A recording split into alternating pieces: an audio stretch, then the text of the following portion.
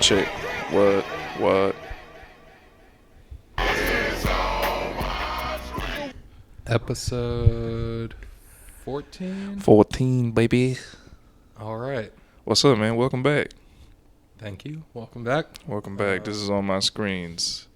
2 new movies for episode 14.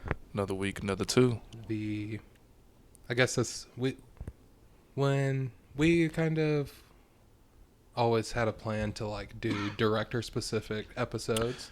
Yeah, we and always we've have. done a Kubrick episode already, so this is the Tarantino episode. Rightfully so. We got Jackie Brown, 1997, and Once Upon a Time in Hollywood, 2019. thank you. So yeah. Do you have a order you want to go? Okay, I'll hit you with this first. I want to do Jackie Brown first. Okay. If that's okay with I you. watched Jackie Brown first. So I recommended you Jackie Brown because you've famously said you've never seen Jackie Brown. No, I had seen it a long time ago. But my bad. I had forgotten a lot of stuff about it, but yeah. So what's funny enough is after you recommended Once Upon a Time, and after I watched both of these movies, I was like, what these two movies have in common is they're Quentin's more, I guess, toned down movies. Exactly. You know what I'm saying? And I was going to go with True Romance, but I was like, that's kind of cheating. Yeah. And Asterisk sign. And what I've been enjoying with the show is using it to get into new movies that I hadn't seen. So I was like, one I hadn't seen in a long time and one that I've never seen. So, but yeah, that was, and I would say of the two, Jackie Brown was even more so. Yeah. Because there's a lot of stuff that we'll get into later in Once Upon a Time that I think is kind of like self-aware nods to his own, what people know as his style. Yeah, very much so, to Quentin Tarantino. But Jackie Brown, straight up, and I watched a video kind of talking about how this was him trying to reinvent himself. Really? And how he I can see that. did a lot of things to not play into what was his quote-unquote style coming off of Reservoir and Pulp Fiction. And I can appreciate all of the stuff that was, and he didn't write this. Yes, it's an adaptation of Elmore or something. Yeah. And I'm not sure if that's the only movie he's done that he didn't write.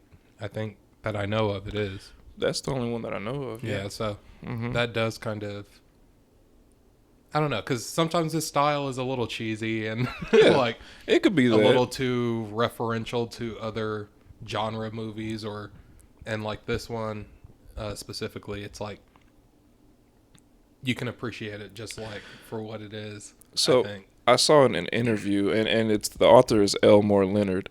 But I saw an interview with Quentin had that basically he wanted this movie to feel like a hangout movie. Yeah, I kind of saw that too. Because that's how he feels after he read the book. You know, Okay. he's like, this feels like a hangout, and I want to do something more like that. Yeah. You know, just subvert what people thought that they were going in to see. And I kind of, this other thing I was watching where it was kind of talking about him trying to reinvent, it was like, just kind of talking about like how he already kind of had like a subgenre of gangster film, and they kind of talked about like how if you think about like Scorsese, how he does gangster films, and like even Robert De Niro in this was like right after Casino and like playing like a slick, cool gangster, and in this he's kind of just like a bumbling a bum straight out of prison. I mean? And he was hilarious in this, like amazing. The cast was super good. He was Lewis in the film. Yeah. Can we talk about the cast? You know, we can go with Pam Grier. Yeah, Pam Grier's amazing in this. Stunning. Yeah. I would say her best role ever. Yeah. Like, you know, it there's really a lot, got to there's show a lot her of talent. reasons to not like Quentin, and you know, there's a lot of reasons to like him, and I would say this movie is like one reason, like just the way that you can tell that he loves Pam Grier. You know what I mean? Like in every shot, she's like so well represented, and she's beautiful in like every shot, and she's very poised and stunning and powerful. You know what I mean? And like of all the like I guess, quote unquote, women empowerment type movies. You know, Mm-hmm. sometimes they're not always believable or convincing, and like in this one, it's like, you know that she's in control the whole time, and like she's on top of it. It's subtle too. It's played subtle. Yeah, That's another thing I that did I get like some about it. clippage. Let me see. I don't even know like what's where. So Just hit it, brother. Oh, the milk went bad while I was in jail. Black's fine. Oh, yeah, that was a good one. Yeah, Robert Forster. As he Max Cherry was amazing in He was here. really cool. Tiny Lister. Just everybody was really good. Yeah, even his little part. Chris Sam Tucker's part Jackson, was of great. course. Yeah, Chris Beaumont. Beaumont. Beaumont. That was like the Livingston. main thing I remember from the first time I watched it, was like him in the trunk. How elaborate that all was. The one thing that, like, if I had to critique it, it's like it does get a little confusing, like the plan, like leading up to it, and kind of like trying to figure out how it's going to go down. But they do kind of spend like a good enough amount of time, like, you know, with the fake plan, and then Yeah, yeah. I think to they where were you kind of start to understand it. right, and I think they were also just trying to like keep in tuck how they were gonna, you know, bamboozle Samuel L. Jackson's character. You know, Odell, which I'm pretty sure I got. Let me see. Great nigga. See, you bring a motherfucker up. Next thing you know, they breaking you off some goddamn disrespect. And then I'm not even sure. Let's see. Oh, what bully for that nigga? Yeah, just all the quotes. It was one of his best roles, bro. To me, Yeah. Period. Like, did you know it was Samuel L. Jackson's idea to have that terrible hair? Yeah, and that chin I strap. kind of saw that, and I saw like a, what was the quote that he said? He said, "I wanted to go underneath Pulp Fiction." Okay. Basically, because like he basically was kind of looking at it as like, I can't out epic Pulp Fiction, and he was sort of. There was another interview where he was kind of talking about like, if I would have made this movie when I was older, they would be talking about like how it's a more mature Quentin Yeah. and like a more Yeah. subdued, and he was like, this was kind of me proving like I don't have to be an old person to like make something like sensitive that's like, you know, not the comic violence and like Right. pop culture references of like Pulp Fiction and Reservoir, which is all great, but even just like kind of how like the gangsters in the suits versus like how it's just like everyday people, Yeah. you know, like the violence of like shooting Marvin in the face, and Yeah. they actually kind of how like it's kind of a comic scene and like overblown with the amount of blood versus like when Odell shoots Lewis in the car, and how it's just like a still shot, and it's just like more real. And Yeah, like, yeah. Everything's more realistic. Everything's more real and like less. Like even like Less if you look at like gratuitous. Django when like he shoots the lady out of the frame, like, Yeah. and a lot of that stuff, it's like it's fun. Or even like Kill Bill. Like Kill Bill's always kind of been Kill Bill and Django are probably like the two that, and I never even seen Yeah. I've Hateful seen- Eight, but Okay. like they're like I've seen Kill Bill 1 and 2 once and like never really. Never wanted to it's like- revisit it again. Yeah, it's just. It's Or low. even Django. Django, there's a lot of reasons I don't like it. We can get into that maybe some other time, but this movie is very cool. Like, It's also small story. I Wouldn't mean, you it is a small story, but it's, you know what I was also thinking is like, if you look at Reservoir Dogs, it's kind of like the heist thing, and then if you look at Pulp Fiction, it's like the intertwining stories, and this is kind of both of those, but still Subdued. on a smaller scale. Yeah. It is kind of a small story. Yeah, it's like a guy trying to get his money and the lady who's in between. And I actually heard something in an interview where he was kind of praising Sam and the Odell character, and he was kind of talking about like how when he gets shot, you almost kind of feel for him, and he kind of went into talking about like, if you think about it, it's like that's his money. Like Like, Jackie Brown did not earn that. He worked for it. You see him selling guns, selling guns and like hustling. putting in the work, and like she has no right to that money. Like, she's getting over. And Michael Keaton, like, he was hilarious. Yeah, in he this, was just hilarious. Just a strange cop. Yeah, strange. but like just the way she pits them against each other and just like uses the system, and because at first they're Yeah. good cop, bad cop, yeah, and then Pam Grier started hitting him with that charm. yeah, and just Max, like at the end, it's like I love the way that it's like you don't know, but it's like, oh my god, just go, Just just go, Max. Did you like Bridget Fonda's character, Melanie? Oh, she was awesome. Yeah. She was awesome. I have some trivia about that character. So when she's is that Jane Fonda's daughter? Do you Yeah. know? Okay. and Peter Fonda. Oh wow. So when she's laying on the couch watching a movie, it's her father's movie, Dirty Mary, Crazy Larry, starring Wow. Peter Fonda. Have you seen Easy Rider? I have not. I ain't seen it yet. It's good. We'll have to talk about Easy Rider. We shall. And then also for later, like when he calls him Dennis Hopper, it's because like an Easy Rider, he's like a hippie. But yeah, Man, I love the music. yeah, the Delphonics. This was one of those. You know what? That's another thing is these two movies have in common. But yeah, just the emphasis on music and how that helps paint. Yeah, You know what I'm saying? Some- the film. something that just kind of like rushed into my head. I know this is kind of a scatterbrain show, but rest in peace, David Lynch. Rest in peace, Mr. David Lynch. Prayers up. Yeah, he passed a couple days ago, and something kind of crazy that, like, from the beginning of the idea for the show, like, I'm kind of like, we have to do a David Lynch episode, but there's a really interesting video. I'll have to send it to you, and it's David Foster Wallace, who was like a good friend of David Lynch, Mm-hmm. and I've kind of talked to you about it a little bit. He's talking about how Quentin sort of took David Lynch's style and like made it more palatable and like Okay.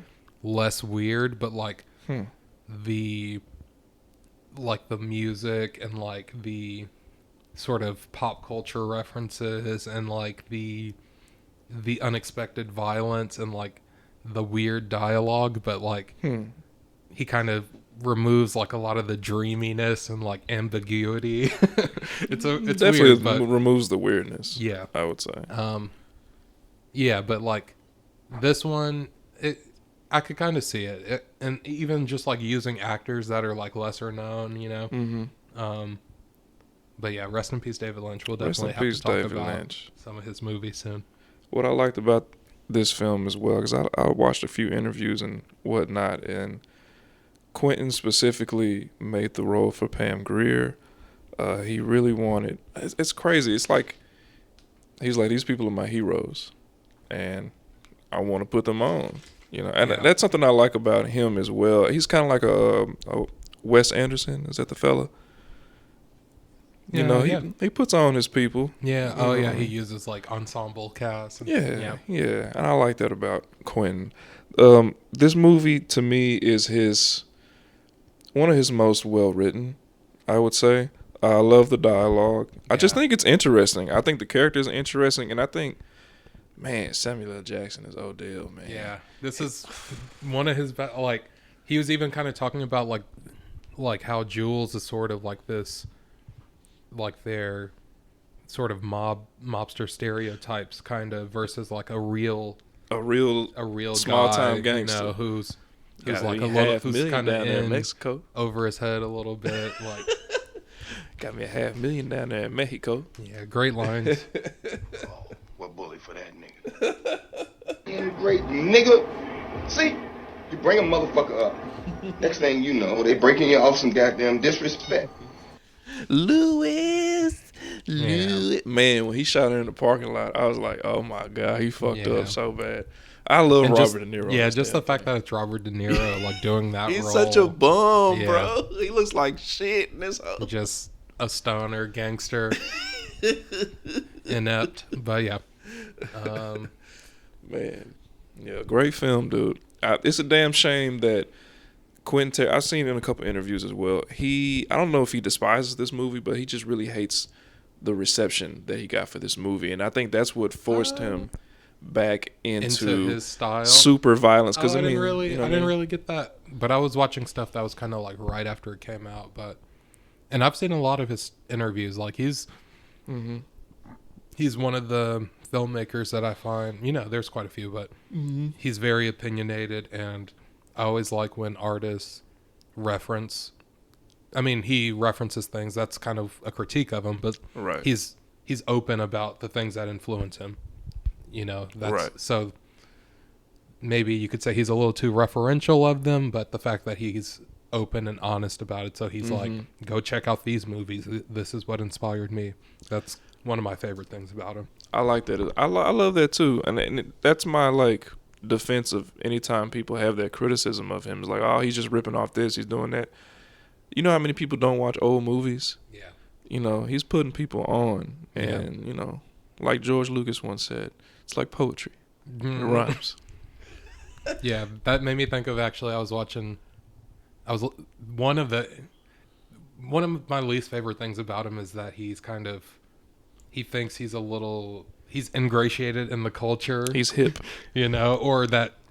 So in this one, he was talking about how the whole Beaumont thing was sort of a story unto itself, and how, from like his introduction to him trying to bail him out, to him like getting shot, and then him showing Lewis in the trunk, that was kind of its own mini film.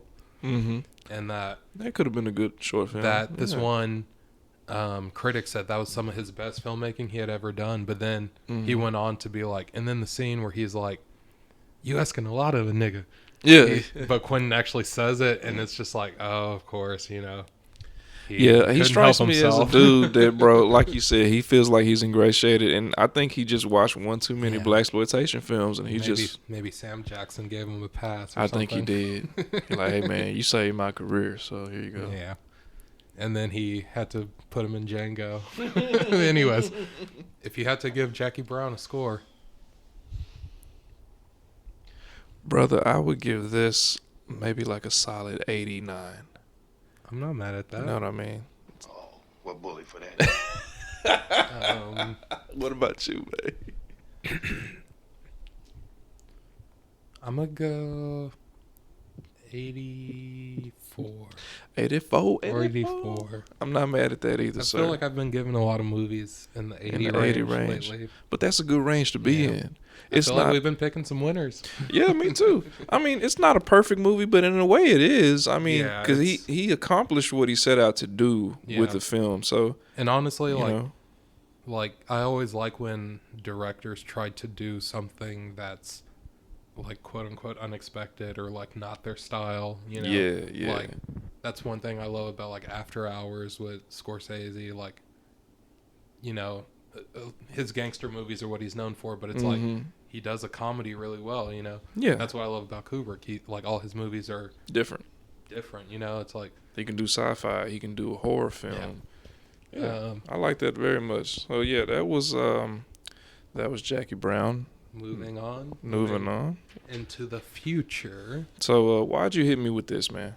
Once Upon a Time in Hollywood. So I hadn't seen it. Okay. The last one I saw, I guess, would have been Django. I didn't see Hateful Eight. New Quentin movie. Yeah. Is that his most recent one? I think it is. That is. It's number 9. Yeah. Yeah. How'd you feel about it? I thought it was pretty cool. Okay. Great casting, obviously. Oh yeah, definitely. A bunch of people. Al Pacino. I thought his role, like, that could have been anybody, but he was cool. Brad Pitt. And it was nice Leo. seeing all three of them in the same frame. Yeah. Margot Robbie. And I love like 60s stuff, Yeah. I kind of knew it was about like the Manson stuff. I feel like, how did you feel about it? What did you think? Man, let me tell you, hold on. I watched it today. I watched it Wednesday. So let me tell you, when they describe this movie, they always use the phrase, it's a love letter. Oh, it's a love letter to Hollywood. It's a love letter to the movies he's watching. It's a love letter to this and that. And That is exactly how I felt coming out of this movie. And I will tell you, because I've seen bits and pieces of this movie in the past, and I even started watching it at one point. I just fell asleep. It's a long movie. It's a long movie, but I tell you what, Jackie bro. Brown's kind of long too, but this is longer, and it does feel a little bit longer, I guess. I guess, but I will tell you just out and out right now, I love this movie. It's fun. I thought this was one of his most well-written, if not the most well-written movie. I love the concept. I love just the imagination behind it. To me, it reminds me, just a quick sidetrack, of Lupe Fiasco's recent album, the Amy Winehouse tribute album. Okay. He was like, I watched a documentary. She said something about she likes to rhyme or something, and I just wanted to imagine a world where this exists. Yeah. She didn't die and blah, blah, blah. So I'm watching this and I'm like, oh, it's his version of basically Hollywood's, like, that Sharon Tate murder was considered like the end of the swinging 60s. Yeah. That was the summer of love. And, right. Yeah. And she actually, in the movie, she embodied that a lot. Every scene, she's all hippied out when she's at the Playboy Mansion. Like, she is the embodiment of, with the free love and all that good stuff. Mm-hmm. So this is Quentin's version of, like, oh, this is my love letter to Hollywood. Like, he loves actors. He loves acting. That. And I love movies about filmmaking and stuff like that. And I was kind of thinking, Death Proof, like the stuntman, Kurt Russell, and Kurt Russell being in this. But I guess, like, Inglourious Bastards, Django in this, it's kind of like they're all in this sort of reimagining of history. Yeah, he plays around. I wasn't with that. really expecting that, so it kind of was okay. But it is a fun movie, for what it is. Well, there's more things going on in the film besides that. I mean, Rick Dalton's story, him transitioning into the new Hollywood, or trying to break out of being that 50s, one of those old school stars. Sure. They got to look a certain way, talk a certain way, Yeah. Did you like that scene when he had the little girl in his lap with the he was his first time being a character actor? Man, he acted his ass off when he put that gun to her head. I honestly just wasn't. I didn't know what to expect coming in, so okay. I was kind of like, it was about like so much different stuff, like the acting, the Sharon Tate stuff, the Manson family stuff. It was good. Like I kind of liked it all, but it was also like a bit like what is this? I felt like it was a cohesive story. I mean, it was long enough for you to get like a good grasp of like, okay, this is what's going on in each little pocket of this movie. I'm not saying like I didn't understand it. Oh, okay. I get I'm more maybe saying like, why all of this shit? No, it's just like maybe I feel like I would have preferred like the straight story. I don't know. So maybe I was a little let down by by his reimagining of it, because it's like it is one of the most interesting stories ever in American true crime. So like to reimagine it, I don't know if I don't know. It just the whole concept of the film. Maybe you're not like. I will definitely watch it again. I enjoyed it. Like I just wasn't expecting what I got, I guess. Since this is my like second time, I guess I didn't fully watch it the last time, but I think, and I read this in several reviews and shit, people saying like you have to watch this a few times to really like, I guess, appreciate what it's trying to do. And I guess I understood that this time watching it, cause, you know what I mean? I listened to this one clip of Bill Burr like going crazy about it. Like he really enjoyed it, but yeah, I enjoyed a lot of stuff about it. Like it was cool.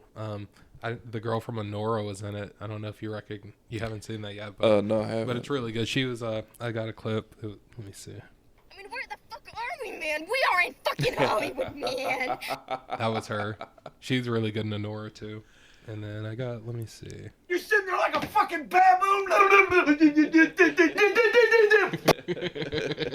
really like that one. I love Leo as Rick Dalton, bro. I thought it was kind of funny because it's like how he was like like Brad was the cooler, Yeah. you know, and it was like that's kind of like true in real life. I feel like. But you know what I also liked about this film? I think I do like this aspect of it. There's a lot of shit going on that Quentin doesn't really elaborate on. Like this backstory of Brad Pitt's character killing his wife, Yeah, supposedly. like what the And hell? there's just a minor flashback that's like 5 seconds of them on that boat. You barely see it. Oh yeah. But I was like, what the hell? And the rumor is he harpooned her off the. Hey, I have some trivia for you about this movie. Let me see. I think I have one more clip. Oh, you got a clip? Hit me with it. We love pussy. Yes, we do. Man, that was a creepy part of the film when he picked up that hippie chick. Oh yeah. That was creepy. That whole thing was creepy. But so here's my trivia for you. It's not really trivia. I'm just hitting you with some cool stuff. Oh, I was gonna say it was cool that we actually watched Rosemary's Baby, Yeah. and then the dog, Dr. Saperstein. I was like, oh, that's cool. But yeah. Nah, that shit was cool. So I watched an interview with Quentin, and he basically said, and I don't know if he made this up in hindsight about the character, but Rick Doblin's character is bipolar, and he self-medicates with alcohol, and he's based on an actor named Pete Duell, who was a Western actor, and he's kind of similar to the character we have in Rick Dalton. Okay. So I thought that was cool. Like that's a piece of his backstory to make you understand the character more. Like he's pretty bipolar in the film, I guess. You know, he's flipping out and drinking all the goddamn time and shit like that. Anyway, Leo's character. So in the film, Leo has a hard time transitioning into New Hollywood.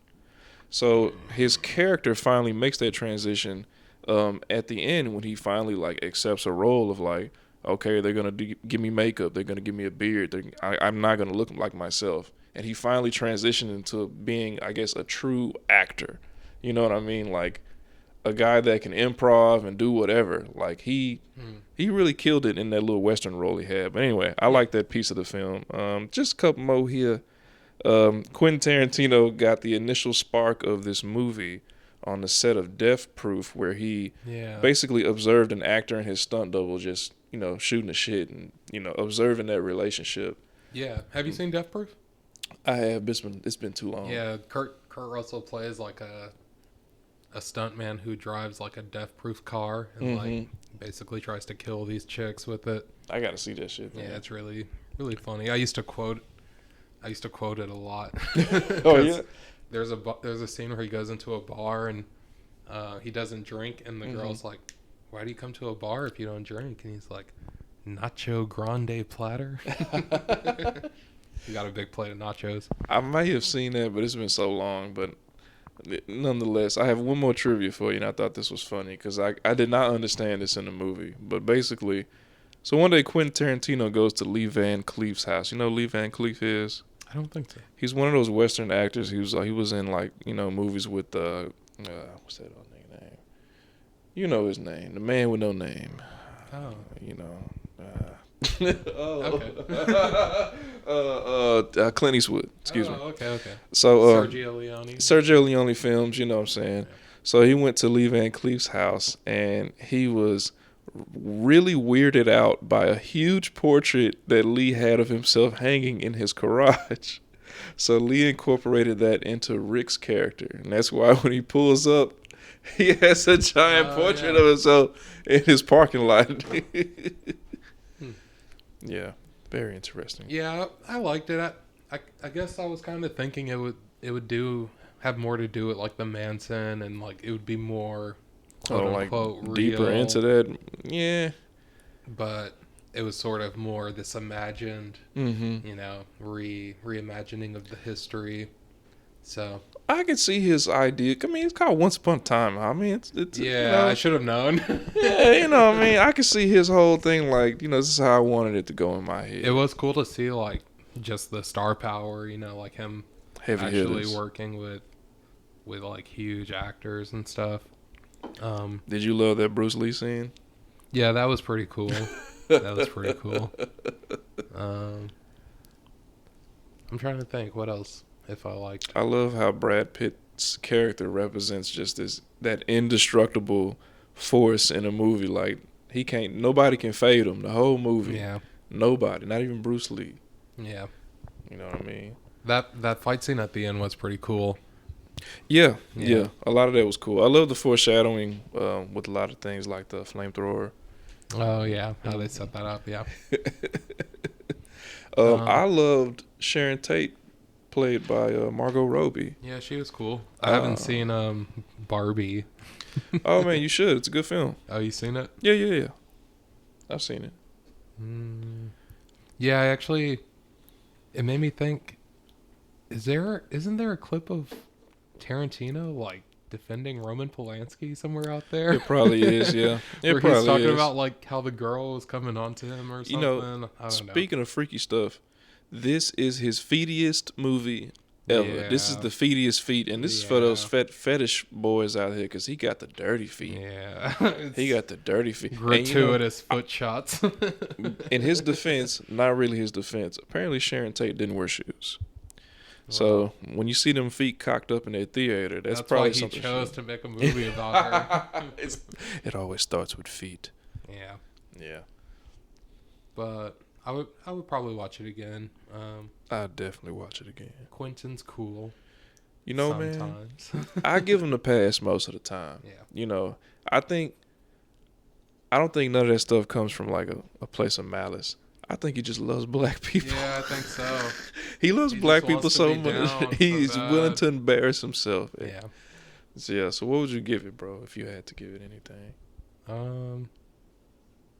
What did I give Jackie Brown? I think 84. You gave it an 84. I'm gonna go 80. All right. Not mad at that. I mean, it should be a little higher. You know what I mean? It might be higher with the next watch. You never know. But I'm not mad. I mean, it at was that. impressive, like all the set design. I like a lot of the shots. You know, it's cool, but it's like Jackie Brown. I would watch. Mm-hmm. I feel like way before I would watch this again. You know, Yeah. or even yeah. just like thinking through the whole filmography, like There are others you would watch like first. Reservoir Dogs has been a long time, and that one I really appreciate. True Romance, like I said, even though directed by Tony Scott, I think. Mm-hmm. Yeah, Pulp, you know. Pulp Fiction, even though it's a little overrated, like Mm-hmm. I don't know. Actually, There's also, there's a lot of people who I feel like don't know movies, and they just like know they got the Quentin, poster. They got the poster up. and it's like a lot of people say Pulp Fiction's the best movie, and it's like That's not the best in his I don't know catalog. if it's necessarily the best. Not you in know. his It's- catalog. No, It's cool. Like it's a good movie. I think it's like Really good movie. that structure, you know, Yeah. like that the uniqueness of the structure kind of like blows some people away. That was the first splash in America You know. of it. And like, and I do think for a lot of film people, you know, Quentin is like the director you think of. Like when you think of directors, like there's Spielberg for like Mm-hmm. that generation, and then like there's kind of Quentin Tarantino now, The rebel kind of, Yeah. you know, yeah. for better or worse. For better or worse, you got that right about that. But yeah, if you had to give it a rating, Man, just based off this time actually loving it, man, I gotta get this. I gotta put it up there, G. I'm gonna give it like a solid 92. damn, you gonna rated give it a higher than solid. Jackie Brown. Well, hold on now. Let me think. Yeah. I mean, they in the same sphere, bro. Yeah. The thing that pushed this over for me is I just really liked the premise of the film. You know, this is a fairy tale. This is an homage. This is, excuse my language, folks, but man, this nigga love movies, bro. Yeah. He loves making movies. He loves actors. Like I've seen interviews with him. He just spouts off actors from Yeah. random episodes of Gunsmoke, bro. Yeah. Like he's deep in it. He's obsessed. He's upset. He on the spectrum about it, and for that dedication alone, I think most really it's good amazing. directors are, you know, like when I think the Coen brothers, Scorsese. students of the game. Yeah, it's like I was actually talking to some guy recently, and he was like, "I just wish Scorsese would have stopped making movies and started teaching, because like he has this knowledge that's so vast, and like he's seen everything." Yeah. So that, you know, this movie is great in my opinion. You should really check it out. You should also check out Jackie Brown, because Jackie Brown is an amazing film Yeah, as Jackie well. Brown goes hard. Goes hard. Oh, and also the use of music in this film. A lot of people criticize it because, it's a lot of shots of Brad driving around in Michael Madsen's Cadillac. Did you know that Michael Madsen was in this, right? He was, but did you know he owns that Cadillac? I don't even remember which. The one that was The Eldorado. When Brad picked her up. The 69, Okay, 68 so Eldorado. The car that was his boss's car that got the tire. Mhm. That was probably my favorite scene. That car's in Reservoir Dogs. Oh, cool. Michael Madsen's owned it for like 40 years. Michael Madsen's always so good and everything. He is also, yeah. But yeah. Yeah, that was probably my favorite scene, like the tire scene. Oh, If really? I have to think about favorites. Fucking hippies. Yeah. Did you notice they always said fucking hippies? They never just said hippies. I noticed that from like an interview later, but yeah, it was kind of funny. Yeah.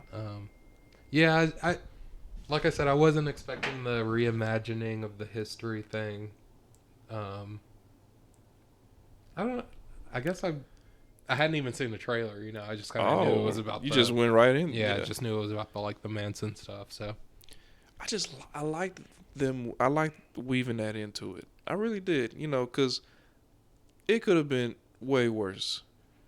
You're talking about a real life story, something that, it's an open wound still for some people. And I think he did it justice if we're going to make a movie surrounding this kind of. But really, to me, it was more about Rick Dalton and it was. and Brad Pitt. It was. And their dynamic. And that was the inspiration behind the film. Because I didn't know that was a whole thing in the 60s and 50s. Like, those A-list Hollywood guys, they had stuntmen that turned into, like, their personal handlers and shit. So they all became, like, really buddy-buddy with. Yeah, like husband and wife. Damn near shit, yeah. Yeah. Anyway. Good movie. Good movie. Good movies this week. I already know we'll be back next week. Oh, the milk went bad while I was in jail. Black's fine. Oh. What bully for that nigga? I mean, where the fuck are we, man? We are in fucking Hollywood, man. We are in fucking Hollywood, man. We are in fucking Hollywood, man. We are in fucking Hollywood, man. We are in fucking Hollywood, man. We are in fucking Hollywood, man. We are in fucking Hollywood, man.